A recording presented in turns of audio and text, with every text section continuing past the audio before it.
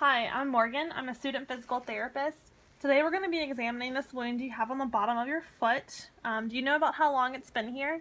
No, ma'am. It's been there a while. I took my sock off and my sock was damp.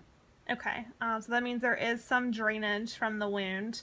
At first glance, I'll show you here with my mirror, you can see it is really round here. It's kind of like a perfect circle almost, which is very typical of neuropathic wounds.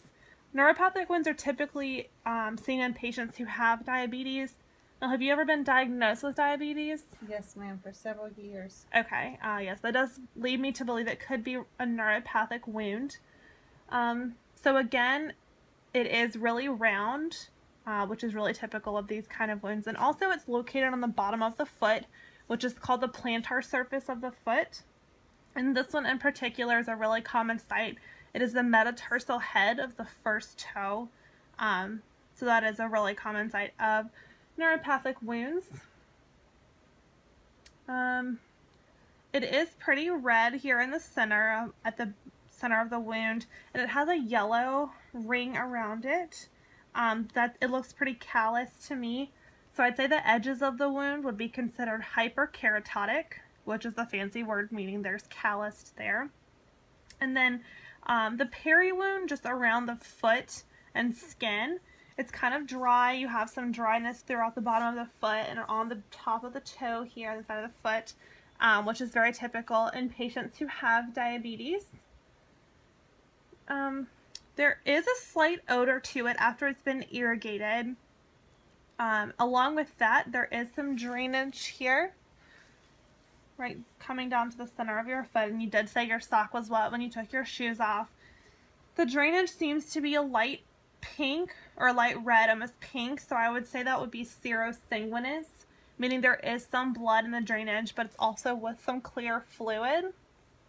So the odor and the drainage you have here are a couple signs of infection, just because those two things are not typical of neuropathic wounds.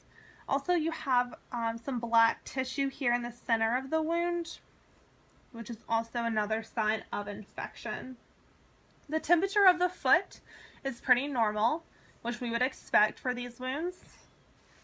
Let me go ahead and measure how large the wound is. This will just be an objective measure so we can see if the wound is getting smaller throughout our treatment. So the length of the wound, I would say, is approximately 2.5 centimeters. And the width at the largest, widest portion is approximately 2 centimeters. So we can watch that and measure it throughout the treatment to see if it's working. Let me check the depth of the wound. So this is a calibrated measuring stick. So I'm going to use this to see how deep the wound is going into the foot. And it seems to be about 0.5 centimeter. You do have that black tissue in the center, which means the wound could be deeper than it appears, but I really can't tell because it's dark, that black skin right there. I don't see any tunneling or undermining in the wound, which is basically like a cave in the wound or an actual tunnel running through the wound, so that's good. Again, the drainage is pretty wet, serosanguinous. Let's check the pulse in your foot and see what that is like. So I'm going to check the dorsalis pedis pulse. That feels about normal, so I would give that a 2+. That is good.